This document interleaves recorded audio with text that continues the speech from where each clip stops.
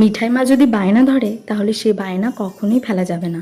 ও যদি বলে যে এটা করে দাও তো সেটা করে না দিয়ে কখনোই ওকে থামানোই যাবে না। সেই রকমই এই যে সন্ধেবেলায় আলতা পরতে দেখলেই হলো তখনই আমাকে পরিয়ে দাও। আলতা পরবেই আমরা যখনই পরবো, আর এই বায়না না শুনলে আর রক্ষে নেই কিন্তু। দেখো না কেমন সুন্দর করে ডিজাইনগুলো ওই কিন্তু আমায় বলে দিচ্ছে এরকম এরকমভাবে করে দাও, তো ওর মতোই করে দিলাম।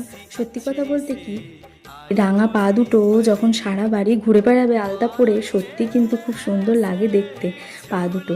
ও যে আমার ঘরের লক্ষ্মী, তাই পা দুটো কিন্তু অসাধারণভাবে আমাকে বলে বলে দিচ্ছে, আর আমি ওর পছন্দ মতোই ডিজাইনটা করে দিচ্ছি। আর সত্যি কথা বলতে কি, আমি মনে করি এই চিত্রটা আমার জীবনের শ্রেষ্ঠ চিত্র, ওর পায়ে আঁকা আলতা। আলতা ভরা পা দুটো যখন সারা বাড়ি হেঁটে বেড়ায় না, তখন সত্যিই খুব ভালো লাগে। আর আমাকে তো মাঝে মধ্যেই বলবে, মা আমার রঙটা উঠে গেল না তো। সত্যি কথা বলতে কি, আমরাও ছোটোবেলায় তাই করতাম জানো, আলতা পরার পর যদি পরের দিন একটু ফ্যাকাশে ফ্যাকাশে হয়ে যেত তো কি মন খারাপ হয়ে যেত। ওরও কিন্তু সেটাই দেখি হয়, যেদিন পরে সেদিন তো খুব গাঢ় থাকে রঙটা, ওর মনটা কিন্তু খুব ভালো থাকে, কিন্তু দুদিন পরে যখনই হালকা হালকা হয়ে যাবে তখনই বলবে, মা আবার কিন্তু আমায় আলতা পরিয়ে দেবা।